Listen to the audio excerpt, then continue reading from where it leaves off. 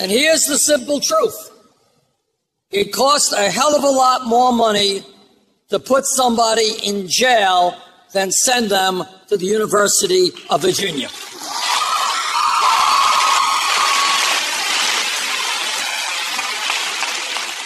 And when we talk about the economy, it is not only the grotesque level of income and wealth inequality, it is another fact that all of you are aware of because many of you are experiencing it. And that is that wages in America are just too damn low.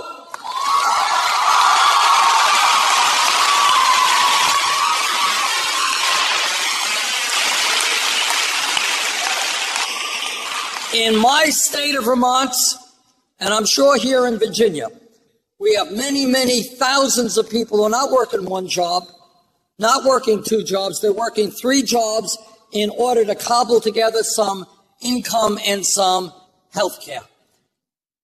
And the reason that people have to work such long hours is the wages that they are getting are inadequate. You could do the arithmetic as well as I can. 7 1/4 is the federal minimum wage. Multiply 7 1/4 by 40 hours a week, 52 weeks a year, and you have a number that nobody can live on. That is why we have got to raise the federal minimum wage to a living wage, $15 an hour over the next several years.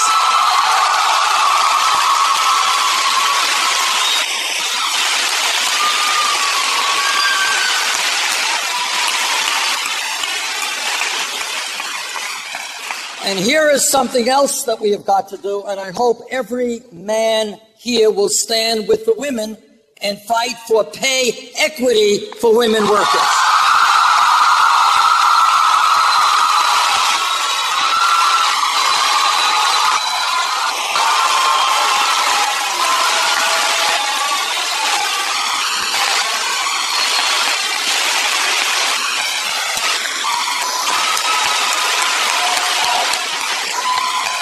All right, guys, are you in this fight with the women?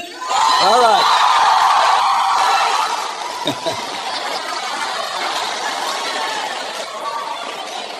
Now, I want to say a word about family values. Have you ever heard the expression family values? A lot of Republican candidates talk about family values.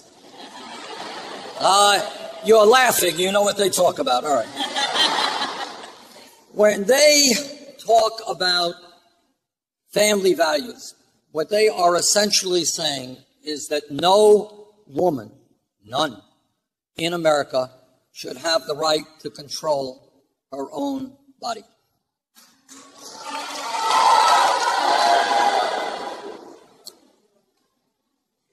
What they are talking about when they talk about quote-unquote family values is that none of our gay brothers and sisters should have the right to get married. I disagree with Republican family values.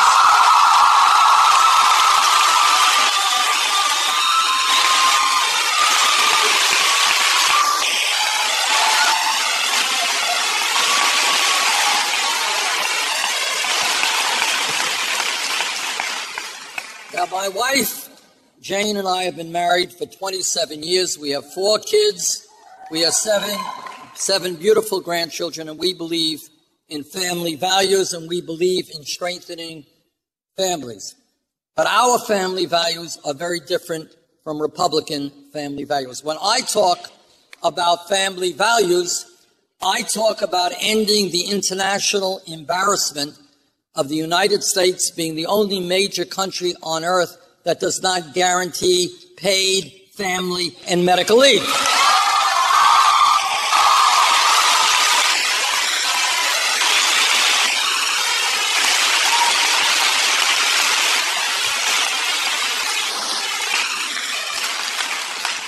When you force a low-income mom or a working-class mother to be separated from a newborn baby after a week or two because she has to go back to work to make income to take care of that family, that is not a family value. That is the opposite of a family value.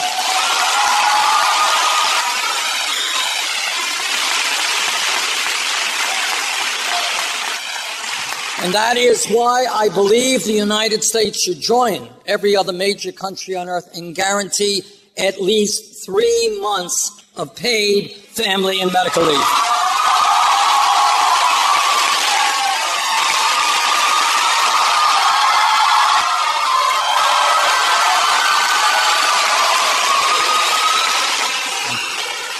I'm going to get dizzy tonight turning around and around here. Let me touch on another issue, which is uniquely important because it impacts every other issue. And that is that some 5 years ago, the United States Supreme Court, in a 5-4 decision, made a disastrous decision in the Citizens United case.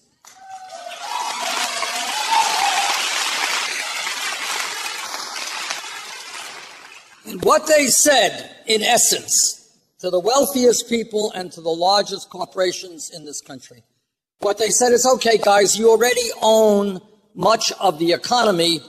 We are now going to give you the opportunity to buy the United States government. You can now spend as much money as you want to back candidates who represent your interests. And that is exactly what we are seeing right now with the growth of super PACs and independent expenditures. Let me give you one example. You all have one vote, and I hope you'll exercise that vote.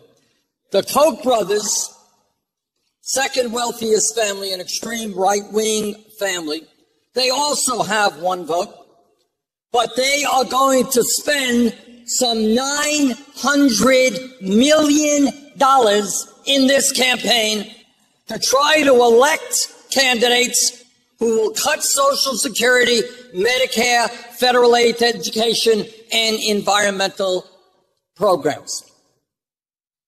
When you have one family, this is America, this is not some small third world country. When in the United States of America you have one family spending more money than either the Democratic or Republican parties, that is not democracy, that is oligarchy, and we have got to change that.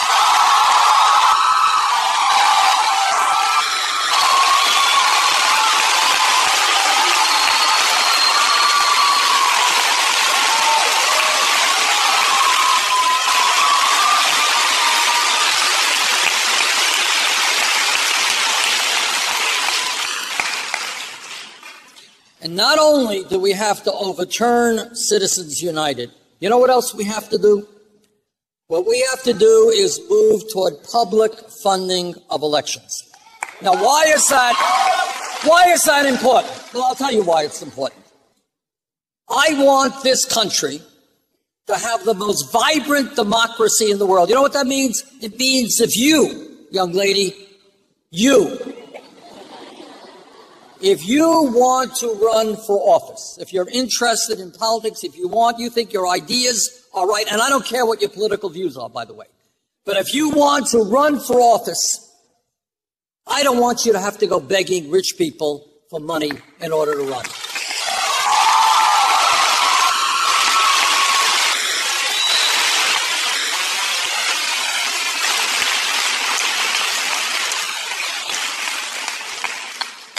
And further, when we talk about creating a vibrant democracy, we have got to end Republican voter suppression in this country.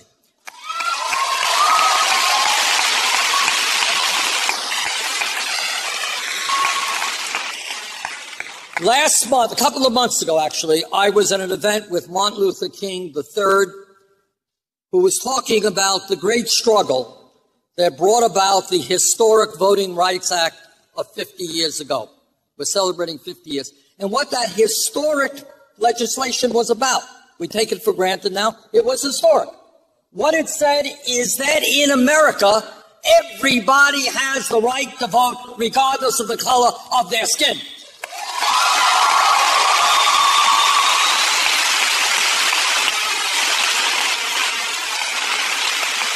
But a little while ago, the Supreme Court undermined that legislation, giving states the right to come up with all kinds of cockamamie ways to keep low-income people and people of color and older people and young people, by the way, from voting, and making it very difficult under the guise of voter fraud. In my view, and I will move forward on this if elected president, everybody in this country who is 18 years of age or older is registered to vote. End of discussion.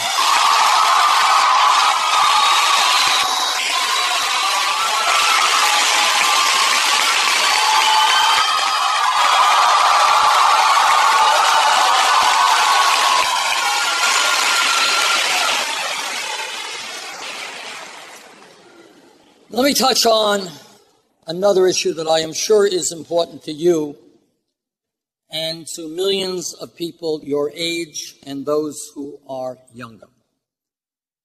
The United States today exists in a very, very competitive global economy. You all know that.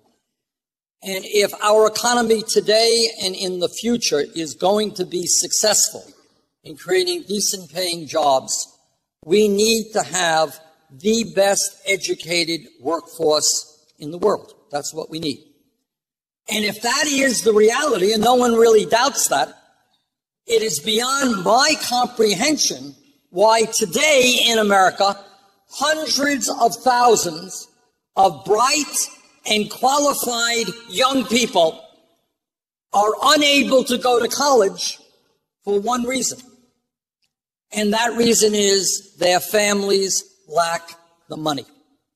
That is wrong, and together we are going to change that.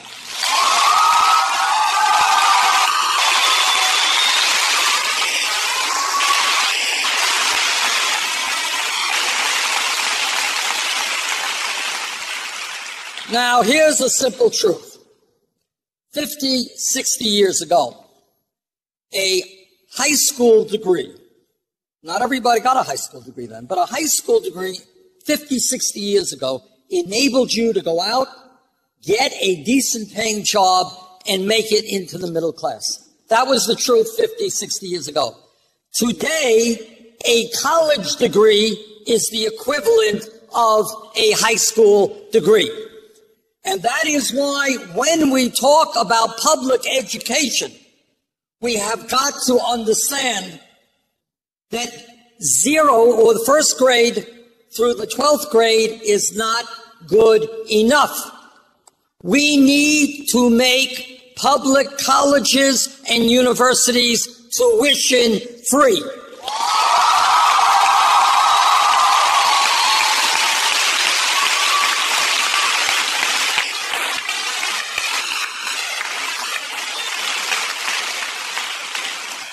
And that is not only important for young people in high school or in college today. You know why it's really, really important? Because all over Virginia and in Vermont and all over America, you got kids in the 4th grade and the 6th grade. And maybe they are kids like I was, whose parents never went to college. We didn't have a lot of money. My parents never went to college. And these kids associate with other kids whose parents never went to college. That's the way it is.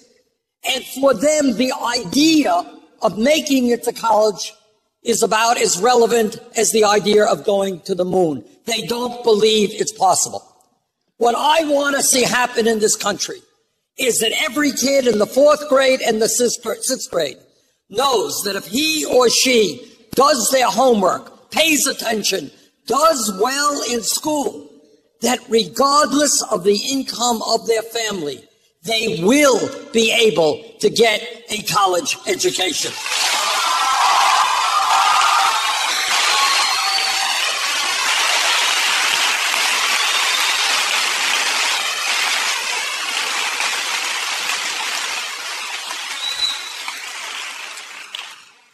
When we talk about our responsibilities as human beings and as adults, there is nothing more important from a moral perspective than leaving our planet healthy and habitable for our children and our grandchildren.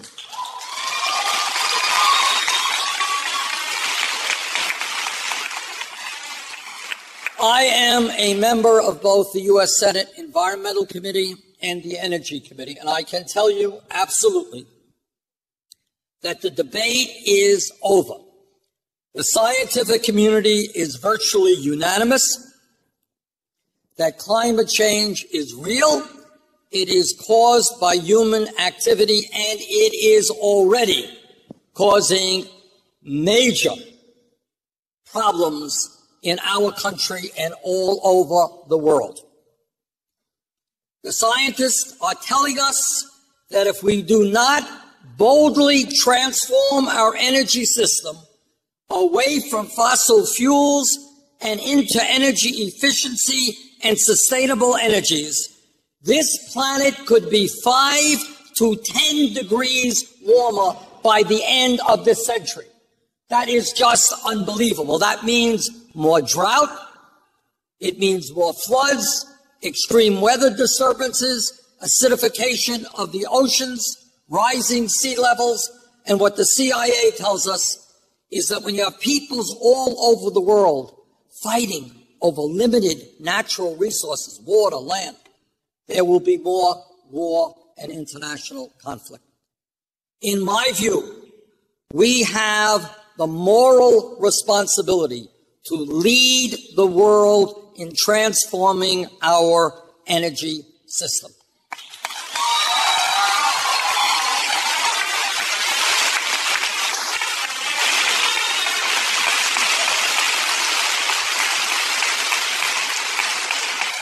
And we know how to do it. We know how to make our buildings much more energy efficient. We know how to build a strong rail system to replace trucks on the road. We know how to put solar panels on our roofs. We know how to build wind turbines and use geothermal technology.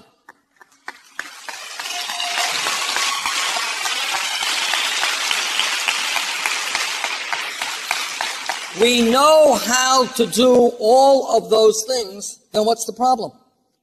The problem is if you can believe it.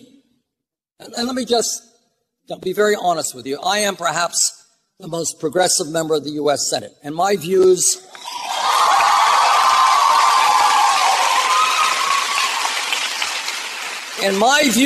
are very, very different from Republicans. That's the way it is. But on this issue, it goes beyond a difference of opinion.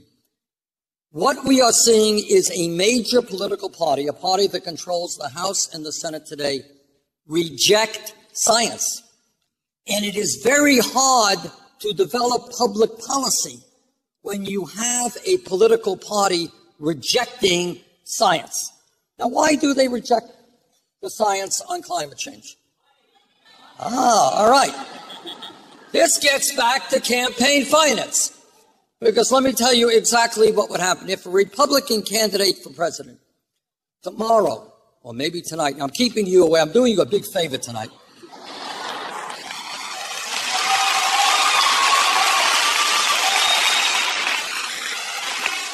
You owe me big. I'm keeping you away from that Republican debate, so.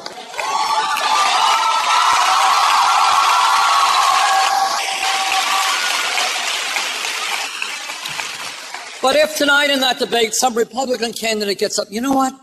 I just talked to a bunch of scientists, and I just read some papers, and I am convinced that climate change is real, that it is a real danger to this planet, and we've got to do something about it. 5 minutes after that Republican candidate made that statement, his campaign funding sources would be cut from the Koch brothers and the big energy companies. That's the simple truth. And our demand of these Republican candidates who reject science is, stop worrying about your campaign donations, worry about your kids and your grandchildren.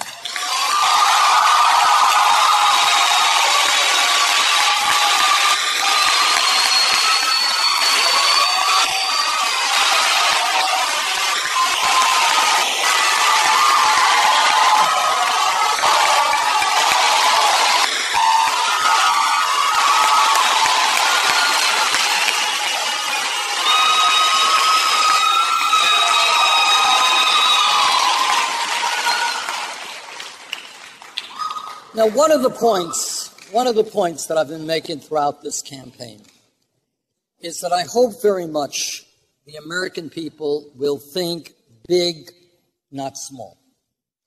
In other words, let's not get caught up in a debate about whether we cut education by 2% or we raise it by 1%. Let's talk about what the potential of the United States of America is. And let me give you one example. The United States of America today is the only major industrialized country on earth that does not guarantee health care to all people as a right.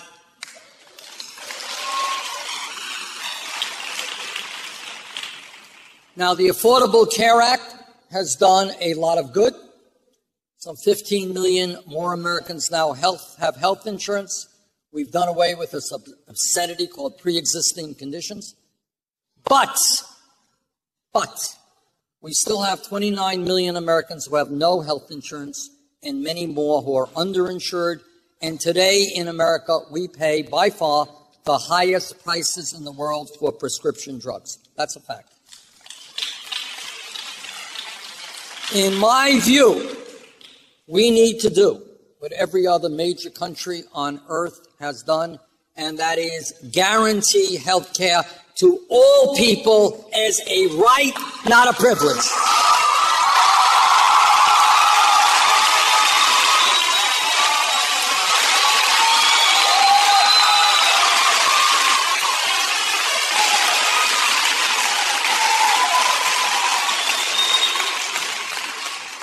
And that is why I believe in a Medicare for all single-payer program.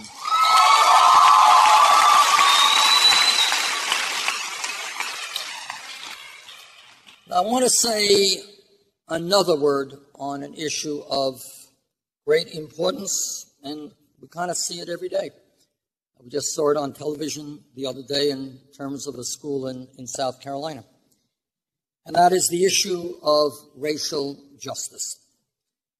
In my view, in our country, the truth is that we have made very significant gains over the last number of decades in the fight for racial justice.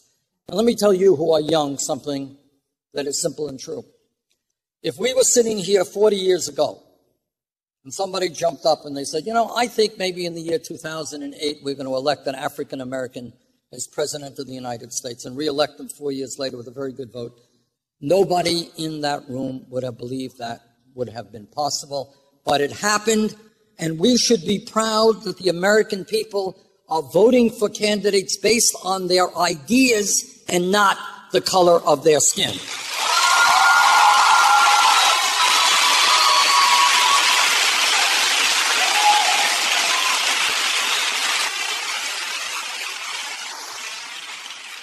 But there's another truth, that yes, we have made great progress and we have a right to be proud, but there is another truth, and that is when we talk about making the United States the kind of country we want to become, we still have a long way to go.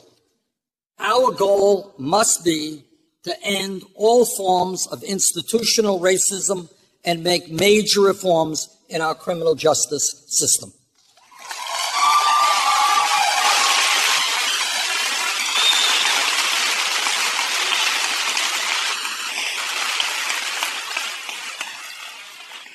And when I talk about this issue, I am talking about people like Sandra Bland and Michael Brown and Rekia Boyd and Eric Gardner and Walter Scott and Freddie Gay.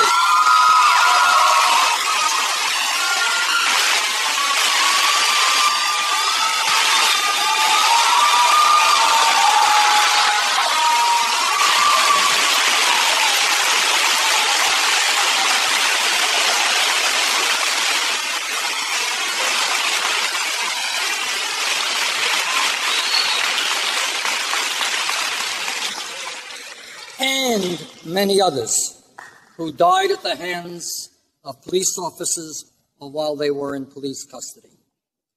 Let me mention to you that I am the former mayor of the city of Burlington, and that Burlington, Vermont. And in that capacity, I work very, very hard with our police department. And what I will tell you without the slightest hesitation is the vast majority of police officers in this country work hard, they are honest, and they do a damn good job under very difficult circumstances.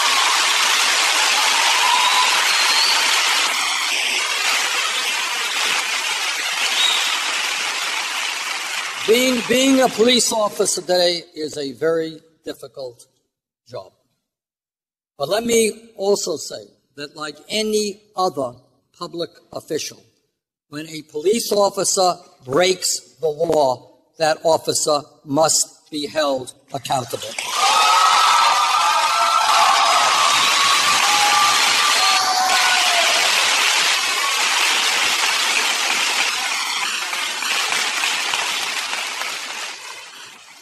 Further, we must demilitarize police departments around the country.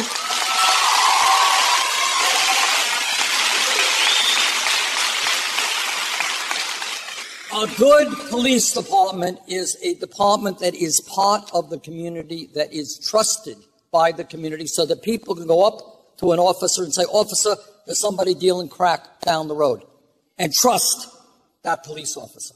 Talk about the crime in the community. Work with the police department. A bad police department is one that looks like an occupying army, and that we have got to end.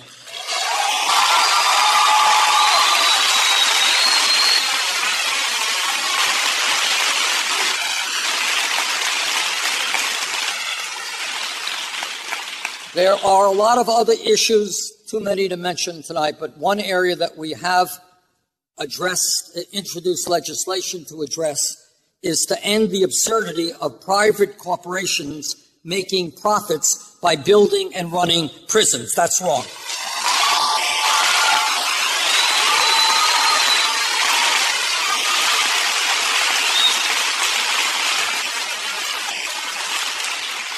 We need to invest in drug courts and medical and mental health intervention rather than more and more incarceration.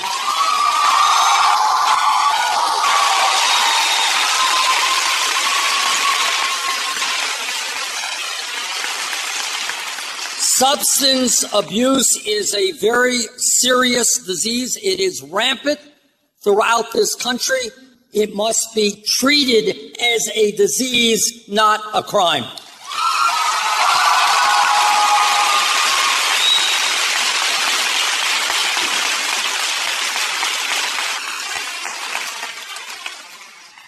Furthermore, when we talk about criminal justice, we need to end the very, very high rates of recidivism we now experience.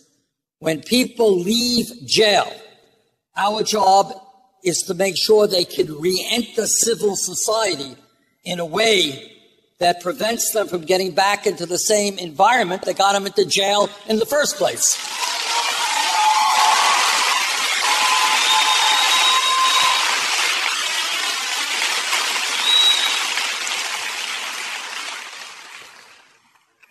One other issue I want to mention. As many of you know, there are 11 million undocumented people in this country. And I hope, regardless of the differences of opinion that people may have on immigration reform, that we will stand up as one people and denounce the racism that we have recently been hearing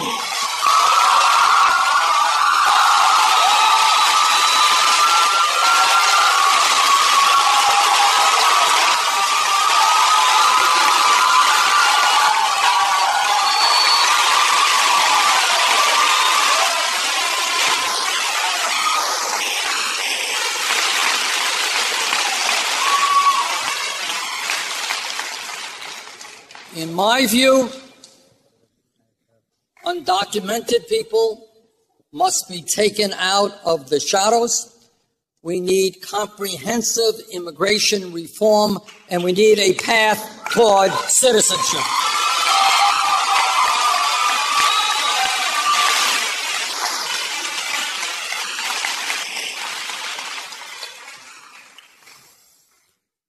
We live in a very crazy and dangerous world. You can't turn on TV without seeing one horror after another, whether it's in Syria or Iraq or Afghanistan or someplace else. People getting blown up, people getting their heads cut off, children being taken into sexual slavery, whatever. Horrendous situations. I don't think anybody has any magical answers to these problems. But let me just say a few things. Number one, back in 2002, when I was a member of the House, I heard all of the arguments being made by President Bush and Vice President Cheney and others about the need to go to war in Iraq. I listened very carefully because there's no vote that any member of Congress casts that's more important about than sending our young men and women off to war. I listened carefully, and I didn't believe them, and I voted against the war in Iraq.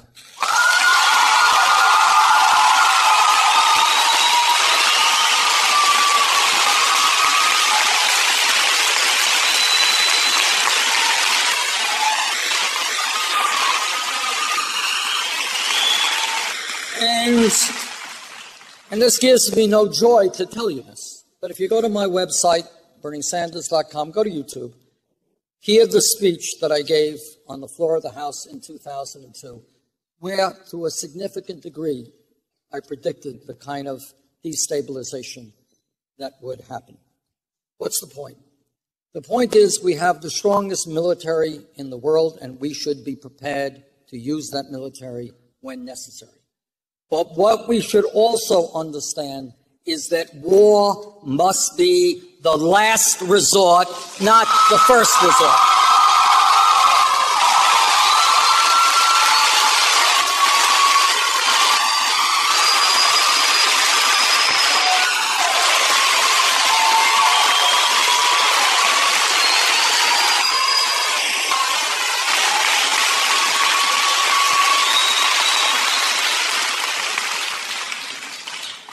Let me conclude by once again begging you not to fall into the trap of thinking small. I want you to think big. I want you to say and understand you are living in the wealthiest country in the history of the world, and I want you to think, what kind of country can we be?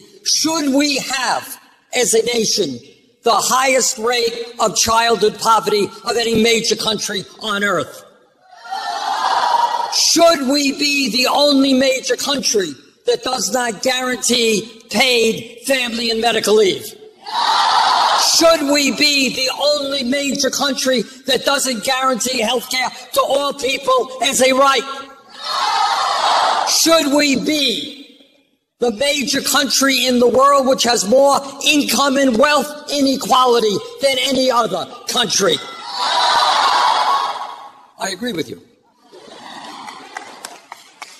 And what I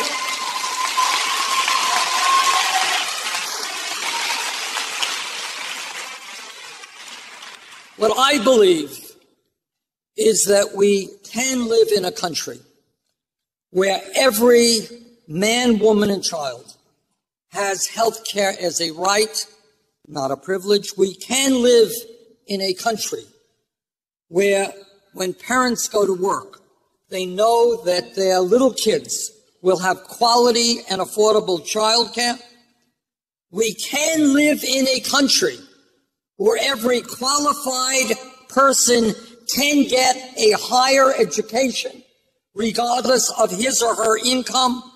We can live in a country where every senior citizen can live with dignity and security and not be forced to choose between food and medicine.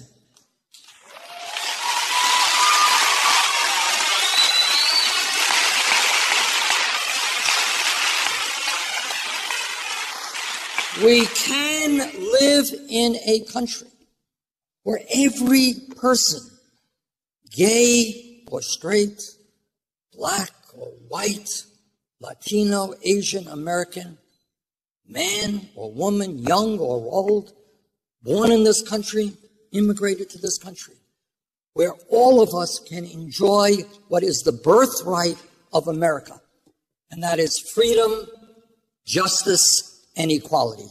Thank you all very much.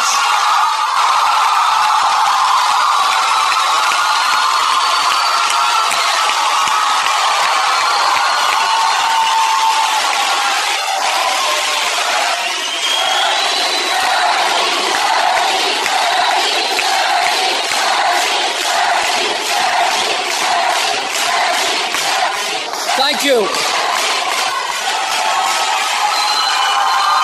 Thank you. Okay, what I'd like to do now is take some questions or comments. Shannon, raise your hand. Shannon, you're doing the digital part, right? Yes, sir. All right, so we got 300 college campuses. People will send in their questions, and we'll take some questions here. Who's got the mic here on the floor? Okay, there you go. Okay, first question. Okay. Hi, Bernie. Thank you so much for being here. My name's Allie Sibner. I'm from Massachusetts, so we're neighbors. Alex, you can hold that mic yourself. Yeah, hold it right close to your mouth. So my question tonight is about human trafficking. About what? Human trafficking. This is a very serious issue in our country. Statistically, we're usually no more than a mile from a slave, no matter where we are in the United States. Obviously, this is a really big issue, and I'm wondering what you would do as president to address this issue. We would address it extremely vigorously. Look, everybody know what Alex is talking about?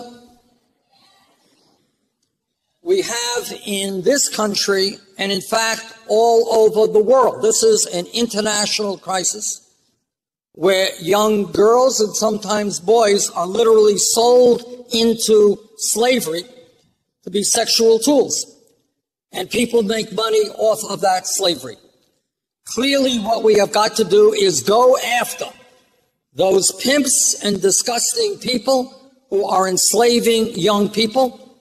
We got to break up those cartels, and we've got to do a lot of work to make sure those people can re-enter society after all that they have suffered. But that is exactly what we will do. Thank you for that good question.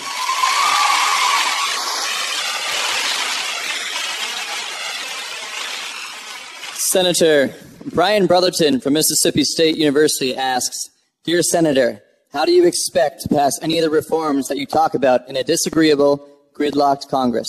Great question. All right. And it gets to a very important point. And that is virtually everything that I have talked to you tonight about raising the minimum wage, pay equity for women, creating jobs, racial justice, and so forth. All of those issues are supported by the vast majority of the American people. These are not radical ideas. What my job as president would be, with your help, and this is what the political revolution is about. If we want to make public colleges and universities tuition free, and I believe the vast majority of the American people see that as being the right policy. And if we want to pay for that by a tax on Wall Street speculation, you know what we have to do? You will have to help me make that happen. Together we could do that. If 1 million young people showed up on the mall in Washington, D.C. and said to members of Congress, there is a bill coming up on Wednesday, we know what's going on, and if you don't vote for that legislation, start packing your bags and look for another job.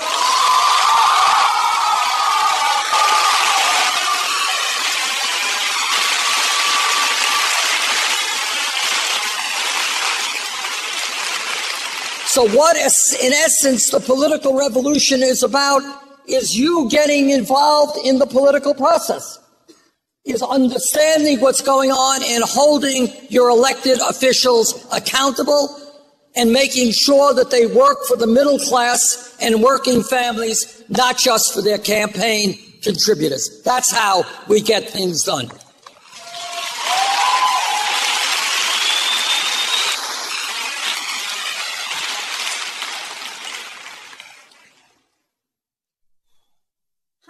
I'm deaf, and I'm in the deaf community. I'm very strongly involved in the deaf community, and I'm curious about the struggle with bilingual education, and what that means is ASL also with English together as how we are being taught in schools.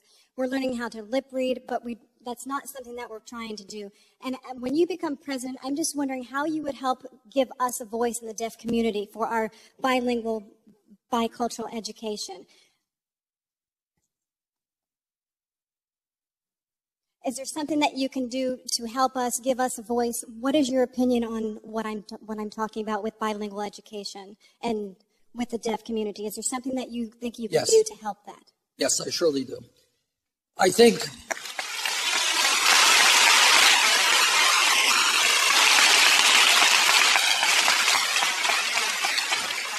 thank you very much for that question.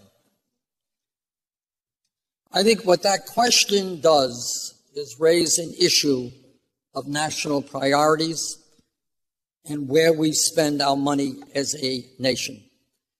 Many of my Republican colleagues would like to give hundreds of billions of dollars in tax breaks to the top 0.2%. I disagree. I believe we should spend our money in investing in all forms of education and making sure that people with disabilities get the education and the job training they need.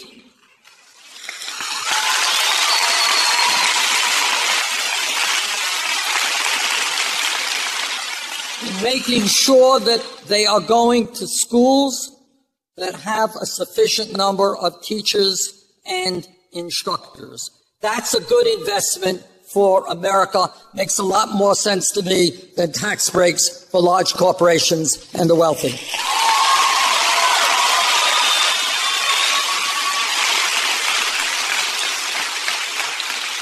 Senator, Josh David from Collin College asks, what do you plan to do for veterans post-service in terms of coming back to civilian life? Thank you.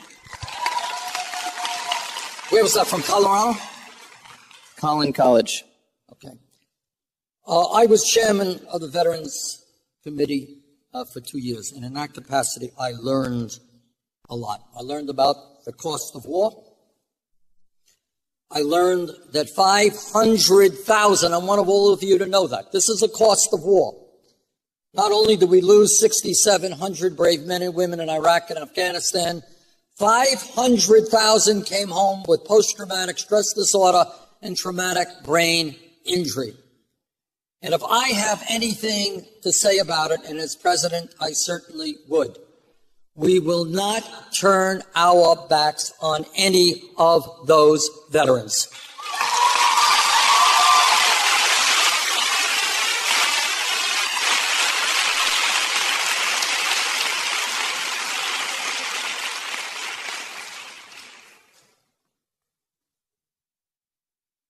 Senator Sanders, first of all, I wanted to thank you for running. You have inspired many young people, like myself, all around this country and in the world. You have given us optimism and aspiration for a better nation. On behalf of all students who believe in your leadership, commitment, and honesty for a better future, I wanted to thank you from the bottom of my heart. My name is Bina Ayazi, and aside from being your biggest fan, I am a lead organizer for Bernie 2016 at George Mason University. Our group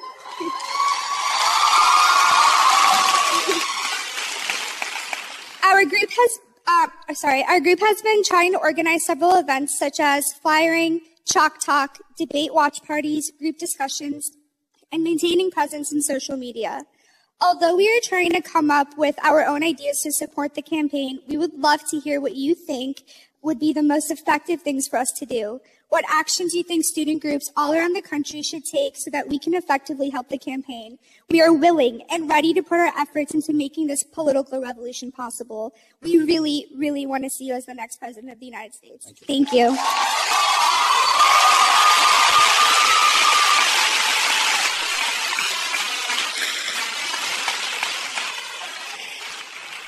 And that was not a planted question. but I'll answer it anyhow. Here's what I shouldn't say this, but I will say it. I went to the University of Chicago, which was a very good school. We got some folks from Chicago, okay. Don't tell anybody, and I don't mean that you should do what I did, but I actually ended up learning more off campus than I did on campus. Now, please don't tell your teacher that I said you didn't have to study for the next exam. It's not what I am saying, all right? But what I am saying is that I think it will be a great learning experience for people. And again, it's not only on my campaign, on other campaigns, to get involved in the political process. People, we just had a question from a veteran a moment ago. People throughout the history of this country have fought and died to protect American democracy. You are American democracy. And if you sit back and you don't get involved, you are insulting those people who fought and died for this country.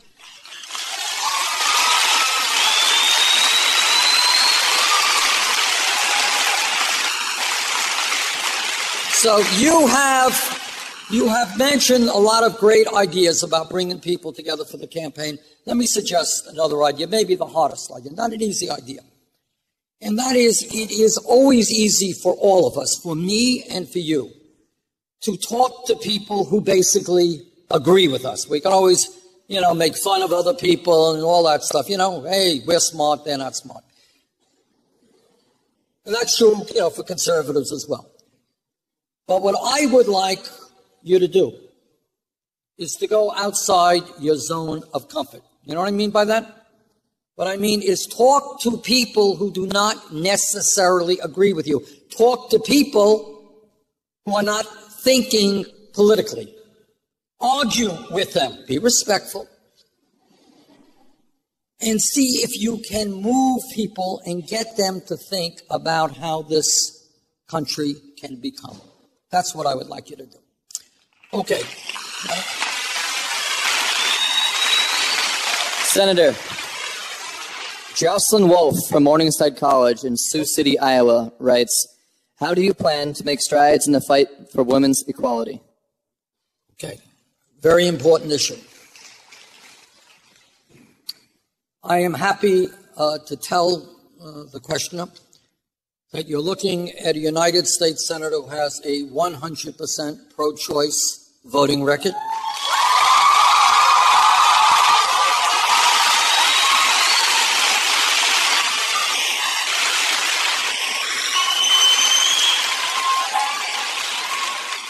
Who will fight to make certain that in 50 states in this country, women have the right to choose.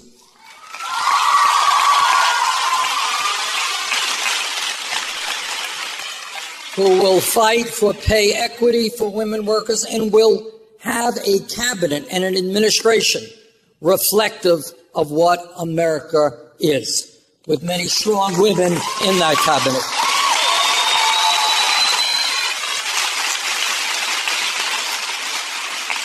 But fighting for women's rights and ending sexism is clearly something that I take very seriously.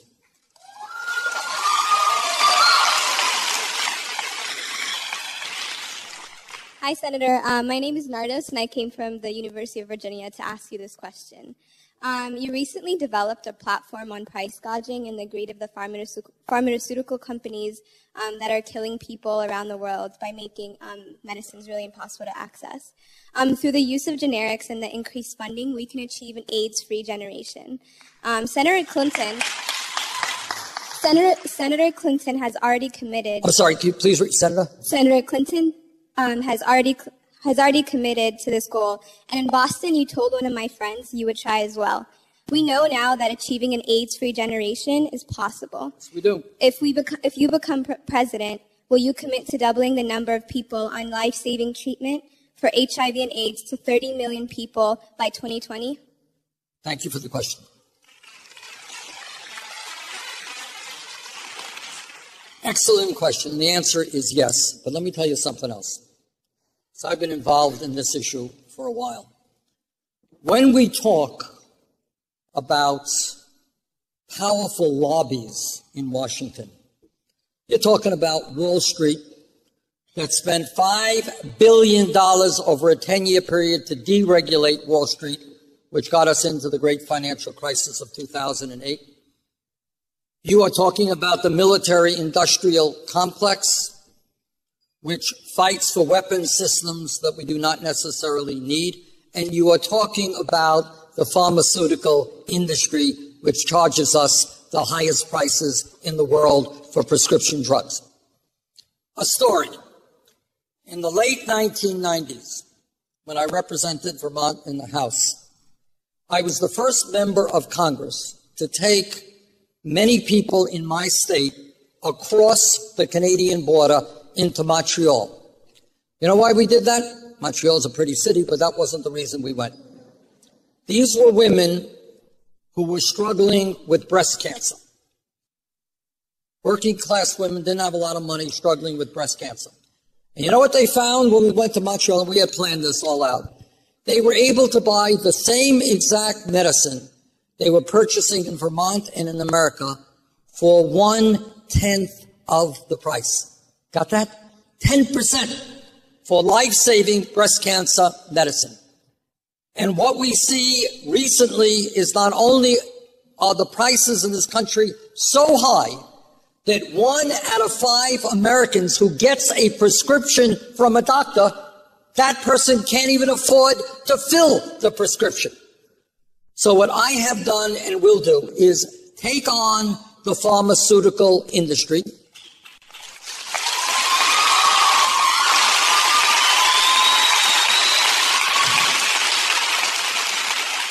Now, from a moral perspective, consider this. You have today not just AIDS. AIDS is important.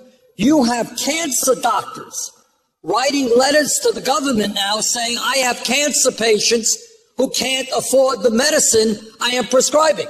And without that medicine, they're going to get sick and maybe die. What moral sense does it make when you have drug companies making huge profits from people who can't afford the medicine they need to save their lives?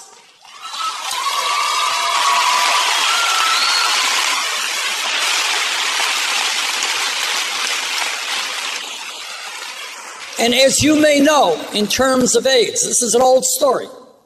You have the pharmaceutical industry fighting against generic companies who can produce these medicines for pennies a pill and saying, I don't want you to do it. In fact, this Trans-Pacific Partnership, you're familiar with that?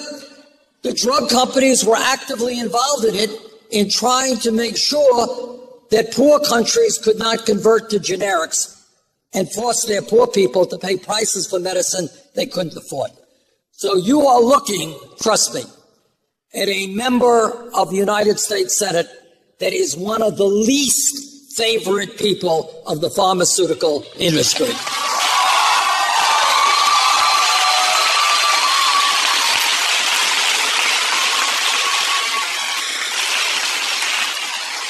Senator, Mike from Western Connecticut State University asks, do you feel there aren't enough jobs for young people? If so, how can we fix that? Okay. Do I feel that there are not enough jobs for young people? That's from Connecticut. The answer is absolutely there are not enough jobs. No question about it. You got a couple of problems. Number one, when you guys graduate college, and I hope all of you do, what many of you will find is that it is hard to find a job commensurate with your education. That's the simple truth. For younger people with high school degrees, it may be hard to find a job at any wage at all. When real unemployment is 10%, I believe that the federal government must initiate a massive federal jobs program. I believe we must rebuild our crumbling infrastructure, creating up to 13 million good-paying jobs. I believe that instead of firing teachers, we need to hire more teachers.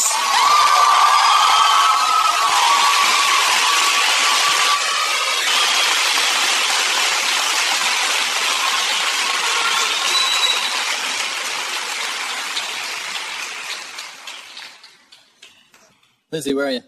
Right here. Sure. Yes, be loud. Okay, just be loud, I'll hear you. With the growing Islamophobia in this country, if you look at all the Republican candidates, in order to feed into their constituents, they're talking about Islamophobia and are constantly bashing Muslims in the media. Ben Carson, Donald Trump, the biggest bigots. As a Muslim student, as an American Muslim student who aspires to change this world,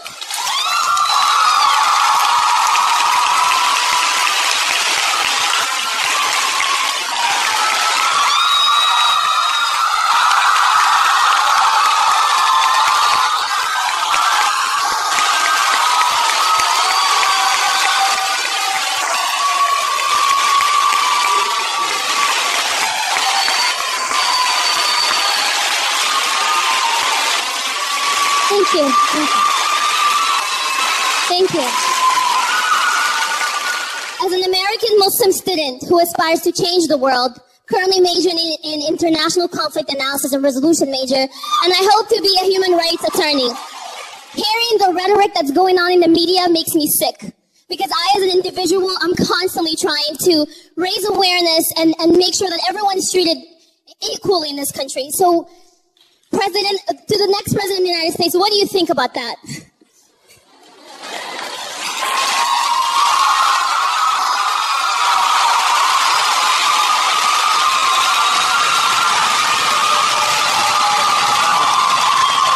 This is what I think.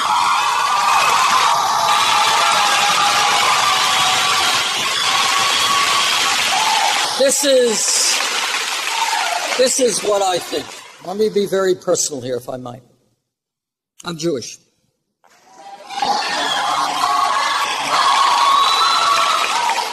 My father's family died in concentration camps. I will do everything that I can to rid this country of the ugly stain of racism which has existed for far too many years. And let me tell you something. What racism is about is many, many things. It is pent-up hatred that is lashing out at people in uncontrollable and stupid ways. But it is something very different than that. For many years in this country, you have had politicians, and I'm old enough to know this, who played black off against white. So they told white workers who are earning pennies an hour, they said, hey, you think you're in trouble, but you're better off than the blacks who can't drink at a water fountain or go to your school. And they told straight people, well, you think you got problems, that you're better off than those gay people, right?